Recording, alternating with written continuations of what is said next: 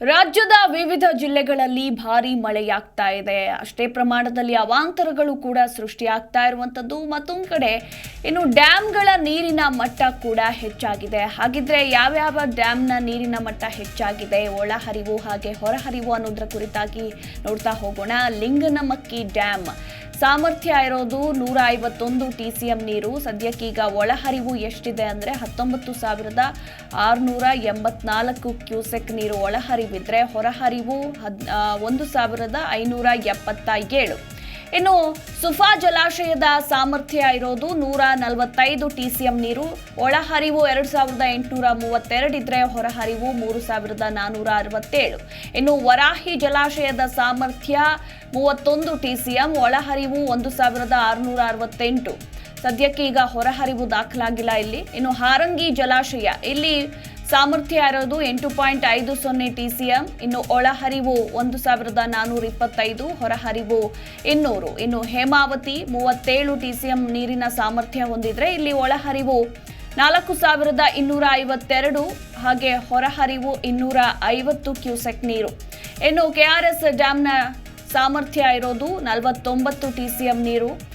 ಇಲ್ಲಿ ಒಳಹರಿವು 3,856 ಇದ್ರೆ ಹೊರಹರಿವು 472. ಹಾಗೆ ಕಬಿನಿ ಜಲಾಶಯದ ಸಾಮರ್ಥ್ಯ 19 TCM ನೀರು. ಇಲ್ಲಿ ಒಳಹರಿವು 1,977 ಕ್ಯೂಸೆಕ್ ನೀರು ಒಳಹರಿವಿದ್ರೆ ಇತ್ತ ಹೊರಹರಿವು 1,000. ಇನ್ನು ಭದ್ರಾ ಜಲಾಶಯದ ಸಾಮರ್ಥ್ಯ ಇರೋದು 71 TCM ನೀರು. ಕ್ಯೂಸೆಕ್ ಇರುವಂಥದ್ದು ಒಳಹರಿವಿನ ಕ್ಯೂಸೆಕ್ 4,082 ಹಾಗೆ ಹೊರಹರಿವು 344. ಇನ್ನು ತುಂಗಭದ್ರದ ಸಾಮರ್ಥ್ಯ 105, ಒಳಹರಿವು 582, ಇತ್ತ ಹೊರಹರಿವು 832 ಕ್ಯೂಸೆಕ್.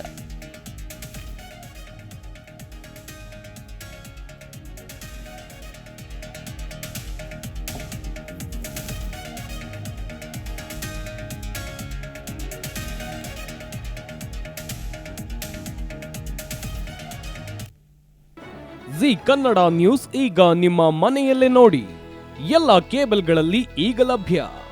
ಸನ್ ಡೈರೆಕ್ಟ್ 292, ಜಿಯೋ ಟಿವಿ 1334, ಯು ಡಿಜಿಟಲ್ 162, City cable 51, GTPL 17, Abhishek cables 821, Rockline telecommunication 51, Shri Basaveshwara number 60, Vinayaka digital number 53, In digital number 896ರಲ್ಲಿ.